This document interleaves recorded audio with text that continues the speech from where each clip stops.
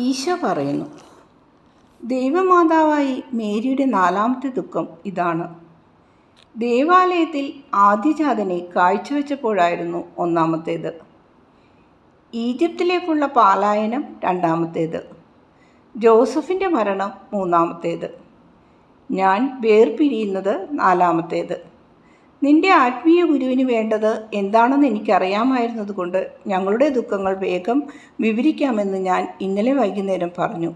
ദുഃഖങ്ങൾ ഏവയെന്ന് എല്ലാവരും അറിഞ്ഞുകൊള്ളട്ടെ. പക്ഷേ അമ്മയുടെ പല ദുഃഖങ്ങളും ഇതിനകം വിശദമായി കഴിഞ്ഞു. ഈജിപ്തിലേക്കുള്ള പ്രയാണം കാഴ്ചവയ്പ്പിന് മുൻപാണ് ഞാൻ വിവരിച്ചത്. അപ്രകാരം ചെയ്യേണ്ടത് ആ ദിവസം ആവശ്യമായിരുന്നു. നിനക്കത് മനസ്സിലാകുന്നുണ്ട് എന്നെനിക്കറിയാം. ആത്മീയ ഗുരുവിനോട് ഈ കാരണം വിശദമായി പറഞ്ഞാൽ മതി. നിന്റെ ദർശനവും അവയ്ക്ക് ഞാൻ നൽകുന്ന വിശദീകരണവും മാറി ഒന്നിനു പിന്നാലെ മറ്റത് എന്ന കണക്കിന് വരാനാണ് ഞാൻ ഉദ്ദേശിക്കുന്നത്. ഞാൻ പറയുന്നത് അതേ രീതിയിൽ നീ എഴുതിയെടുക്കണം. അത് നിന്നെയും നിന്റെ ആത്മാവിനെയും സമാശ്വസിപ്പിക്കുകയും എന്നെ കാണുക എന്ന ദിവ്യാനുഭൂതി നിനക്ക് ലഭ്യമാക്കുകയും ചെയ്യും.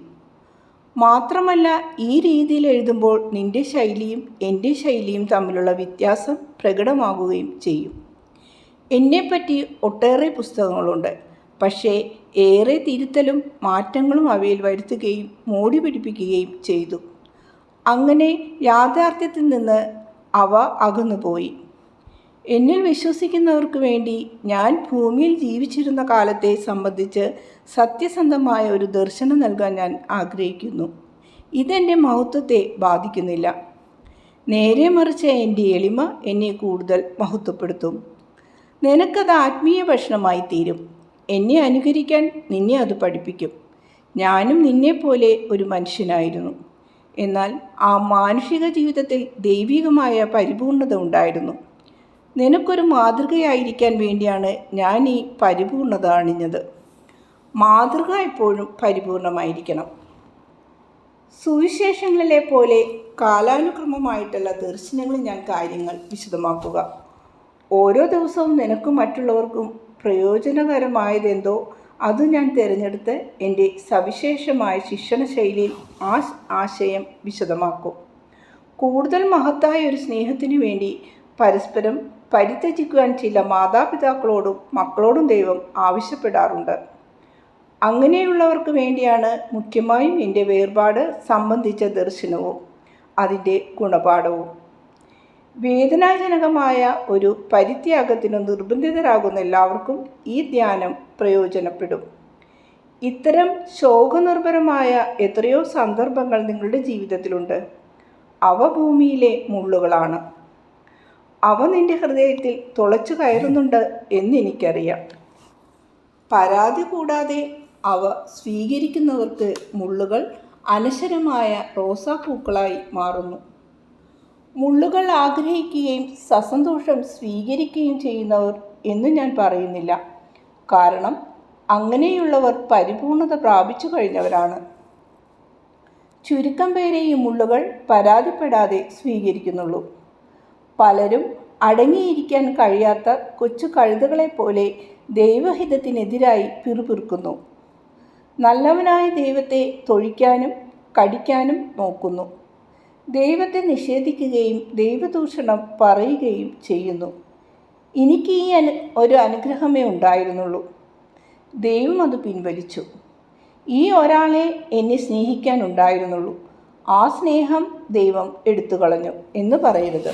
മേരി നല്ലവളായിരുന്നു, സൗമ്യശീലയായിരുന്നു. സ്നേഹത്തിൻ്റെ പൂർണ്ണത അവൾക്കുണ്ടായിരുന്നു. നന്മ നിറഞ്ഞ കന്യകയിൽ സ്നേഹവും വികാരങ്ങളും പൂർണ്ണമായിരുന്നു. അമ്മയ്ക്ക് ഒരു അനുഗ്രഹമേ ഉണ്ടായിരുന്നുള്ളൂ, അവളുടെ ഏകജാതൻ, അവളുടെ ഏക സ്നേഹഭാജനം. അവൾക്ക് അവൻ മാത്രമേ ബാക്കിയുണ്ടായിരുന്നുള്ളൂ. അവളുടെ മാതാപിതാക്കൾ വർഷങ്ങൾക്ക് മുമ്പേ മരിച്ചു പോയിരുന്നു. ജോസഫ് മരിച്ചിട്ടും വർഷങ്ങളായി. അവളെ സ്നേഹിക്കാനും അവൾ ഒറ്റക്കല്ല എന്ന ബോധം ഉണ്ടാക്കാനും ഞാൻ മാത്രമേ ഉണ്ടായിരുന്നുള്ളൂ. അവളുടെ ബന്ധുക്കൾക്ക് അവളോട് രസമില്ലായിരുന്നു. അതിനു കാരണക്കാരൻ ഞാനായിരുന്നു. എൻ്റെ ദൈവികമായ ജന്മത്തെപ്പറ്റി അവർക്ക് അറിഞ്ഞുകൂടായിരുന്നു. മകനെ അനുസരിപ്പിക്കാൻ കഴിയാത്തവളായി മേരിയെ ബന്ധുക്കൾ കണ്ടു. എൻ്റെ പെരുമാറ്റം സാമാന്യ ബുദ്ധിക്ക് നിരക്കാത്തതായി അവർക്ക് തോന്നി. കുടുംബത്തിന് പ്രശസ്തിയും സമ്പത്തും നൽകുമായിരുന്ന വിവാഹാലോചനകൾ ഞാൻ നിരസിച്ചതും അമ്മയും ബന്ധുക്കളും തമ്മിൽ അകലുന്നതിന് കാരണമായി.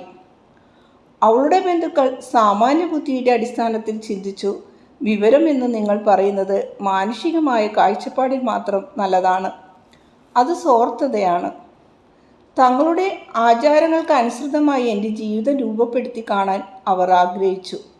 എന്നെക്കൊണ്ട് തങ്ങൾക്ക് ഇന്നല്ലെങ്കിൽ നാളെ ശല്യമുണ്ടാകുമെന്ന് അവർ ഭയപ്പെട്ടിരുന്നു. ഞാൻ ഇടയ്ക്കിടെ പ്രകടമാക്കിയ ചില ആശയങ്ങൾ പ്രായോഗികമല്ലെന്നും സിനഗോഗിലെ ആചാര്യന്മാരെ അവ ചൊടിപ്പിച്ചേക്കുമെന്നും അവർക്ക് തോന്നി. പ്രവാചകന്മാർക്ക് എന്താണ് സംഭവിക്കുക എന്ന് യഹൂദന്മാരുടെ ചരിത്രത്തിൽ അങ്ങോളം ഇങ്ങോളം കാണാം. പ്രവാചകന്റെ ദൗത്യം നിർവഹിക്കുക എളുപ്പമായിരുന്നില്ല. പ്രവാചകന് മരണവും അയാളുടെ വീട്ടുകാർക്ക് ബുദ്ധിമുട്ടുകളുമാണ് ഈ ദൗത്യം വരുത്തിക്കൂട്ടുക. അവസാനം അമ്മയെ അന്വേഷിക്കാനുള്ള ചുമതല അവർക്ക് ഏറ്റെടുക്കേണ്ടി വരുമെന്ന ഭയവും സദാ നിലനിന്നിരുന്നു. എന്നെ ഒരു കാര്യത്തിലും അമ്മ ചെറുക്കാതിരുന്നത് അവരെ ചുണ്ടിപ്പിടിപ്പിച്ചു. ചെറുത്തില്ലെന്ന് മാത്രമല്ല, അവൾ എപ്പോഴും മകൻ്റെ മുമ്പിൽ ആരാധനയിൽ മുഴുകി നിൽക്കുകയാണെന്ന് തോന്നും. 3 വർഷത്തെ എൻ്റെ പരസ്യജീവിതകാലത്ത് ഈ സംഘർഷം കൂടിക്കൂടി വരുന്നു. എന്നെ ജനക്കൂട്ടത്തിനിടയിൽ കാണുമ്പോഴെല്ലാം മേരിയെ അവർ കുറ്റപ്പെടുത്തി. സമൂഹത്തിൻ്റെ മേലേക്കിടയിലുള്ളവരെ വേദനിപ്പിക്കാൻ ഞാൻ കാട്ടുന്ന വ്യഗ്രത ഭ്രാന്തായി അവർക്ക് തോന്നി. ഇങ്ങനെയൊരുത്തൻ കുടുംബത്തിൽ വന്നു പിറന്നല്ലോ എന്നോർത്ത് അവർ ലജ്ജിച്ചു. അവർ എന്നെയും പാവം അമ്മയെയും ശരിക്കും കുറ്റപ്പെടുത്തി. ബന്ധുക്കൾക്ക് രസമില്ല എന്ന് മേരിക്കറിയാമായിരുന്നു. വരും കാലത്ത് അവർ ക്ഷുഭിതരായേക്കുമെന്ന് അവർക്ക് മുൻകൂട്ടി കാണാൻ കഴിഞ്ഞു. അവരെല്ലാം ജെയിംസിനെയും യൂദാസിനെയും സൈമനെയും പോലെയോ അവരുടെ അമ്മ ക്ലോപ്പാസിലെ മേരിയെപ്പോലെയോ ആയിരുന്നില്ല. 3 കൊല്ലത്തെ എൻ്റെ പരസ്യജീവിത കാലത്ത് തൻ്റെ ഗതി എന്തായിരിക്കുമെന്നും ആ 3 വർഷത്തിൻ്റെ അവസാനം എൻ്റെയും അവളുടെയും അന്ത്യം എങ്ങനെയായിരിക്കുമെന്നും മേരിക്കറിയാമായിരുന്നു. എങ്കിലും അവൾ നിന്നെപ്പോലെ പരാതിപ്പെട്ടിരുന്നില്ല. ഞാൻ എൻ്റെ അമ്മയെ സ്നേഹിച്ചതുപോലെ അമ്മയെ സ്നേഹിക്കുന്ന ഒരു മകൻ്റെ വേർപാടിൽ ഏതമ്മയാണ് കരയാതിരിക്കുക? എൻ്റെ അസാന്നിധ്യത്തിൽ കൂടുതൽ ഏകാന്തമായ ഗൃഹത്തിൽ നീണ്ട നാളുകൾ കഴിക്കേണ്ടി വരുമെന്നും കുറ്റബോധമുള്ളവർ നിരപരാധിയെ കുരുതി കൊടുത്തും കുറ്റബോധം ഇല്ലാതാക്കാൻ ശ്രമിക്കുമെന്നും അത്തരക്കാരോട് ഇടയാൻ ഇറങ്ങിപ്പുറപ്പെടുന്ന മകൻ്റെ ഭാവി എത്ര ഇരുളടഞ്ഞതാണെന്നും മനസ്സിലാക്കുമ്പോൾ ഏതമ്മയാണ് കരയാതിരിക്കുക?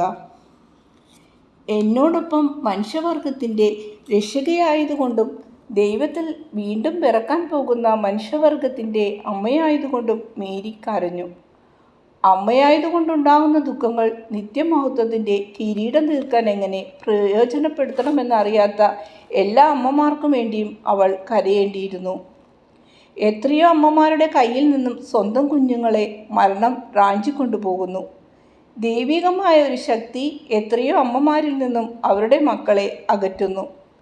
എല്ലാ ക്രൈസ്തവരുടെയും അമ്മയെന്ന നിലക്ക് മേരി തൻ്റെ പെൺമക്കൾക്ക് എല്ലാവർക്കും വേണ്ടിയും കരഞ്ഞു. മകൻ പോയ അമ്മയെന്ന നിലക്ക് മേരി തൻ്റെ സഹോദരിമാർക്ക് വേണ്ടി കരഞ്ഞു. ദൈവത്തിൻ്റെ അപ്പസ്തോലന്മാരും രക്തസാക്ഷികളുമാകുന്ന എല്ലാവർക്കും വേണ്ടി. ദൈവത്തോടുള്ള വിശ്വസ്തതയും മനുഷ്യരുടെ ക്രൂരതയും കാൽവരിയിലേക്ക് നയിക്കുന്ന തൻ്റെ എല്ലാ മക്കൾക്കും വേണ്ടി സ്ത്രീയിൽ നിന്നും പിറന്ന എല്ലാവർക്കും വേണ്ടി മേരി കരഞ്ഞു. ധീരചരമം വരിക്കാൻ വിധിക്കപ്പെട്ടവർക്ക് ശക്തി പകരുന്നത് എൻ്റെ ചോരയും എൻ്റെ അമ്മയുടെ കണ്ണീരുമാണ്. അതവരുടെ വൈകല്യങ്ങളെയും ദൗർബല്യത്തിൽ നിന്നുണ്ടായിട്ടുള്ള പാപങ്ങളെയും തുടച്ചു മാറ്റുന്നു. രക്തസാക്ഷിത്വത്തിനു പുറമെ അത് അനുഭവിച്ചത് എങ്ങനെയായാലും അവർക്ക് ദൈവികമായ സമാധാനവും സ്വർഗത്തിൽ മഹത്വവും അത് പ്രദാനം ചെയ്യുന്നു. ദൈവത്തിനു വേണ്ടി പീഡനം അനുഭവിക്കുന്നവർക്ക് ലഭിക്കുക ഈ സമാധാനവും മഹത്വവുമാണ്. മഞ്ഞുമൂടിക്കിടക്കുന്ന പ്രദേശങ്ങളിൽ പണിയെടുക്കുന്ന മിഷണറിമാർക്ക് എൻ്റെ രക്തവും മേരിയുടെ കണ്ണീരും ചൂട് പകരുന്ന തീനാളമായി അനുഭവപ്പെടുന്നു. പൊരിയുന്ന വെയിലിൽ അത് മഞ്ഞുതുള്ളിയാണ്. മേരിയുടെ കണ്ണുനീരിൻ്റെ ഉറവിടം അവളുടെ ദൈവസ്നേഹമാണ്. ലില്ലിപ്പൂ പോലെ നിർമ്മലമായ അവളുടെ ഹൃദയത്തിൽ നിന്നും പ്രവഹിക്കുന്നതാണ് ഈ ബാഷ്പധാര. കന്യാവ്രതത്തിൻ്റെ സ്നേഹം, സ്നേഹരൂപിയായ ദൈവത്തിൻ്റെ മണവാട്ടിയുടെ സ്നേഹം, അത് തീ പോലെയാണ്. പരിശുദ്ധിയുടെ പരിമളം അതിനുണ്ട്. ലില്ലിപ്പൂവിൻ്റെ കുമ്പിളിൽ വീണ മഞ്ഞുതുള്ളികൾ പോലെ പുതുമയും പൂമണവും തുളുമ്പുന്നതാണത്. ശരിയായ അർത്ഥത്തിലുള്ള സന്യാസ ജീവിതം ഒരു മരുഭൂമിയാണ്. ആ മരുഭൂമിയിൽ ദൈവത്തിന് സ്വയം അർപ്പിക്കുന്നവർ ഞങ്ങളുടെ ഈ പാനീയം കണ്ടെത്തുന്നു. സന്യാസ ജീവിതത്തിൽ ദൈവവുമായി ഐക്യം പ്രാപിക്കുകയും മറ്റെല്ലാ സ്നേഹബന്ധങ്ങളും കൊഴിഞ്ഞു പോകുകയും ചെയ്യുന്നു. പ്രകൃത്യാതീതമായ സ്നേഹം മാത്രമാണ് ബന്ധുക്കളോടും ചങ്ങാതിമാരോടും മേലധികാരികളോടും കീഴ് ജീവനക്കാരോടും തോന്നുക. ഇതാണ് സന്യാസ ജീവിതം മരുഭൂമിയാണെന്ന് പറയുന്നതിൻ്റെ അർത്ഥം. ദൈവത്തിന് സ്വയം അർപ്പിച്ച് ഈ ലോകത്തിൽ കഴിയുന്നവരും ആ പാനീയം കണ്ടെത്തുന്നു. ലോകം ഇങ്ങനെയുള്ളവരെ മനസ്സിലാക്കുന്നില്ല, സ്നേഹിക്കുന്നുമില്ല. ലോകം അവർക്കൊരു മരുഭൂമിയാണ്. മനുഷ്യരുടെ ഇടയിൽ ജീവിക്കുന്നെങ്കിലും അവർ ഏകാകികളാണ്. ലോകം അവരെ അത്രമാത്രം തെറ്റിദ്ധരിക്കുകയും പരിഹസിക്കുകയും ചെയ്യുന്നു. എല്ലാം എനിക്ക് വേണ്ടി. എൻ്റെ പ്രിയപ്പെട്ട ബലിയാടുകൾ ഈ പാനീയം കണ്ടെത്തുന്നു.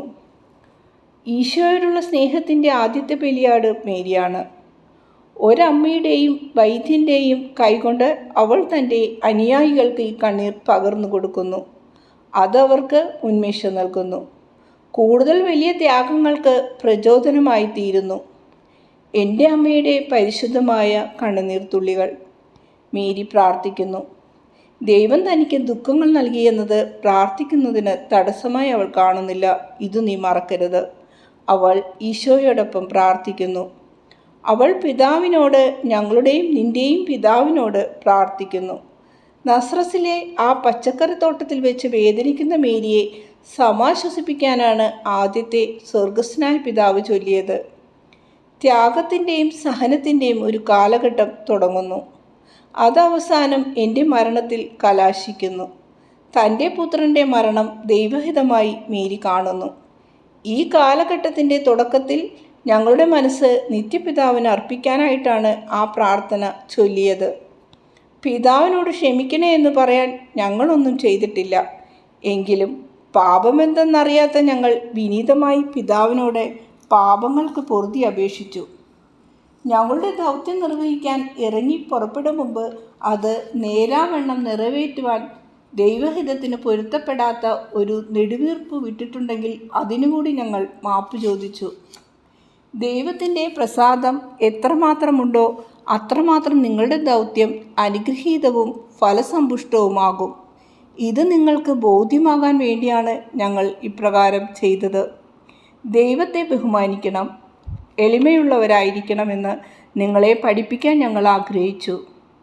പരിപൂർണയായ ഒരു സ്ത്രീ, പരിപൂർണനായ ഒരു മനുഷ്യൻ. പക്ഷേ പിതാവായ ദൈവത്തിൻ്റെ മുമ്പാകെ ഞങ്ങൾ മാപ്പ് ചോദിച്ചു. അന്നന്നത്തെ ആഹാരത്തിനു വേണ്ടി ഞങ്ങൾ പ്രാർത്ഥിച്ചതുപോലെ തന്നെ. ഞങ്ങളുടെ ആഹാരം എന്തായിരുന്നു? മേരിയുടെ പരിശുദ്ധമായ കൈകൊണ്ടുണ്ടാക്കി ഞങ്ങളുടെ കൊച്ചു ചൂളയിൽ ചുട്ടെടുത്ത റൊട്ടിയല്ല. ആ ചൂളയിൽ തീയിടാൻ ഞാൻ എത്രയോ പ്രാവശ്യം ചുള്ളിക്കമ്പ് പെറുക്കി കൊണ്ടുവന്നിട്ടുണ്ട്. ഭൂമിയിൽ ജീവിച്ചിരിക്കുന്നിടത്തോളം കാലം ഈ ആഹാരം കൂടിയേ തീരൂ. ഞങ്ങളുടെ ദൗത്യത്തിൻ്റെ ഒരംശം ഓരോ ദിവസവും നിറവേറ്റുക എന്നതായിരുന്നു ഞങ്ങളുടെ അന്നന്നത്തെ ആഹാരം. അത് ഓരോ ദിവസവും ഉണ്ടാകണമെന്ന് ഞങ്ങൾ ദൈവത്തോട് പ്രാർത്ഥിച്ചു. നമ്മുടെ ഓരോ ദിവസത്തെയും സന്തോഷം ദൈവം നമുക്ക് തരുന്ന ദൗത്യം നിർവഹിക്കലല്ലേ ജോൺ?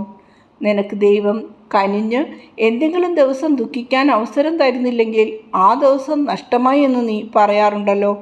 ആ ദിവസമേ ഇല്ലായിരുന്നു എന്ന രീതിയിൽ. മേരി ഈശോയോടൊപ്പം പ്രാർത്ഥിക്കുന്നു. കുട്ടികളെ, നിങ്ങളെ നീതിമാന്മാരാക്കുന്നത് ഈശോയാണ്. പിതാവിന് നിങ്ങളുടെ പ്രാർത്ഥന സ്വീകാര്യമാക്കുന്നതും അതിന് ഫലസിദ്ധി ഉണ്ടാക്കുന്നതും ഞാനാണ്.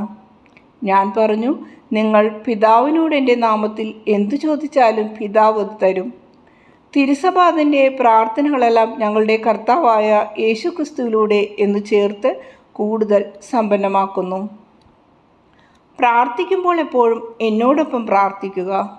ഞാൻ നിനക്ക് വേണ്ടി ഉച്ചസ്വരത്തിൽ പ്രാർത്ഥിക്കും. നിന്റെ മാനുഷിക സ്വരം ദൈവമനുഷ്യൻ്റെ സ്വരത്തിൽ മുങ്ങിപ്പോകും. നിന്റെ പ്രാർത്ഥനകൾ ആണി തുളച്ച് കീറിയ എൻ്റെ കൈകളിൽ ഉയർത്തിപ്പിടിച്ച് പിതാവിൻ്റെ മുമ്പിൽ സമർപ്പിക്കും. അങ്ങനെ ആ പ്രാർത്ഥനകൾ അമൂല്യങ്ങളായ ബലിവസ്തുക്കളാകും. നിന്റെ ശബ്ദവും എൻ്റെ ശബ്ദവും കൂടി ഒന്നായി ഒരു മകൻ്റെ ചുംബനം പോലെ പിതാവിൻ്റെ സന്നിധിയിൽ ഉയരും. എൻ്റെ കരങ്ങളുടെ അരുണിമ നിന്റെ പ്രാർത്ഥനകൾ വിലപ്പെട്ടതാക്കും. പിതാവ് നിന്നിലായിരിക്കാൻ ആഗ്രഹിക്കുന്നുവെങ്കിൽ നീ എന്നിൽ വസിക്കുക. അപ്പോൾ പിതാവ് നിന്റെ കൂടെ ഉണ്ടായിരിക്കും, നിനക്ക് വേണ്ടി നിലകൊള്ളും. നീ വിവരണം അവസാനിപ്പിച്ചത് ഞങ്ങൾക്ക് വേണ്ടിയെന്ന് പറഞ്ഞുകൊണ്ടാണ്. ഞങ്ങൾക്ക് വേണ്ടി കാൽവരി കയറിയ രണ്ടാളുകളോടും യാതൊരു നന്ദിയും കാണിക്കാത്ത ഞങ്ങൾക്ക് വേണ്ടി എന്ന് പറയാനാണ് നീ ഉദ്ദേശിച്ചിരുന്നത്. നീ എഴുതിയത് സത്യം മാത്രം. ഞങ്ങളുടെ ഓരോ വ്യാകുലത്തെയും പറ്റിയും ദർശനം നൽകുമ്പോൾ ഈ വാക്കുകൾ ചേർത്ത് കൊള്ളുക. പ്രാർത്ഥിക്കാനും അനുതപിക്കാനും മനുഷ്യരെ ആഹ്വാനം ചെയ്യുന്ന പള്ളിമണികൾ പോലെ ആ വാക്കുകൾ വീണ്ടും വീണ്ടും മുഴങ്ങട്ടെ. തൽക്കാലം ഇത് മതി. വിശ്രമിക്കൂ. നിനക്ക് സമാധാനം.